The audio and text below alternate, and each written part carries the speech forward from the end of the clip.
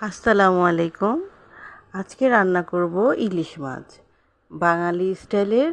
একদম পদ্মা পদ্মা গ্রান যেমন আসে এরকমভাবে। তো শুরু করা যাক। এই তো প্রথমে আমি তেল দিয়েছি, তারপরে ব্লেন্ডারে পেঁয়াজগুলো ব্লেন্ড করে রেখেছিলাম। এখানে হলুদ, মরিচ আর লবণ, এখানে আর কিছু দিব না। এখানে হলো ধনেপাতা, কাঁচামরিচ দিব, আর ধনেপাতা দিব না।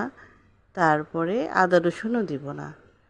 তো যখন তেলটা উঠে যাবে কষানোর সময়, তারপরে মাছটা দিয়ে দিলাম। মাছটাকে আমি আগে একটু লবণ দিয়ে রেখে দিয়েছিলাম। এই তো ভালো মতো নাড়াচাড়া করে একটু কাঁচামরিচ দিয়ে দিয়েছি। এই তো হয়ে গেল আমার রেসিপিটা। আমার রেসিপিটা কেমন হয়েছে অবশ্যই জানাবেন। খেতে কিন্তু অনেক মজা হয়েছে। আশা করি আপনারাও ট্রাই করবেন।